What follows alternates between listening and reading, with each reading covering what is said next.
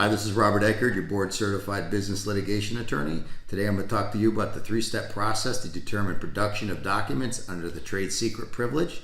In the last segment of trade secret litigation, I covered how you get entitlement to trade secret protection and the definition of a trade secret. Trade secrets in Florida are governed by Chapter 688 of the Florida Statutes and Florida Evidence Code 90.506 and Federal Rules of Evidence Rule 501. A person has a privilege to refuse to disclose and to prevent other people from disclosing a trade secret owned by that person if the allowance of the privilege will not conceal a fraud or otherwise work an injustice.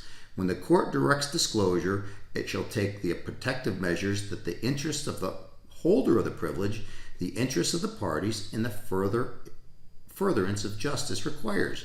The privilege may be claimed by the person or the person's agent or employee. During the discovery phase of litigation, a party will serve a request for documents on the opposing party.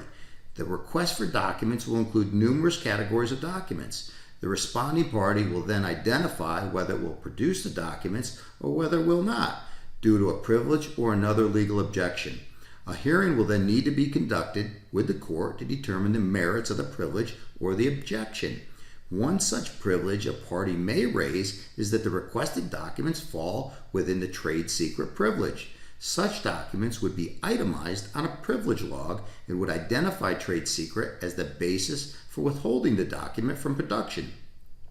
In Florida, there was a recent case out of the 2nd District Court of Appeals called the Lewis Tree Service case. It contains a good discussion as to how a trial court is to resolve a trade secret privilege, and this is a three-step process. First, the court must conduct an in-camera inspection of the documents. It needs to look at it independently, and they'll need to determine if the trial court and if the parties dispute the documents are being provided and whether a trade secret privilege applies. If the parties do not dispute the application of the trade secret privilege, then an in-camera inspection is not going to be needed. From a practical standpoint, it can be assumed that the parties will dispute the application of the trade secret privilege. The court goes on to step 2. Which then the court will determine whether the documents fall within the trade secret privilege.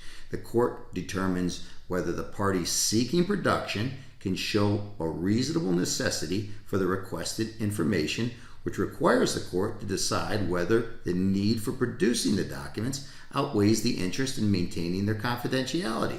The third step the court must go through in that analyzing the trade secret is whether the documents they fall within the trade secret privilege and constitute a reasonable necessity. The court must then determine what safeguards, such as a confidentiality order, would be put in place to properly protect that information.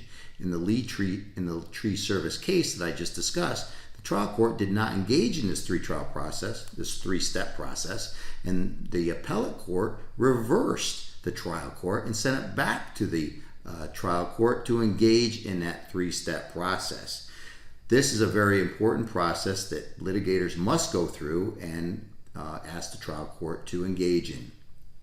As always, if you have matters involving business litigation, a business dispute, or a government investigation, I may be reached at 727-772-1941. Until next time, thank you.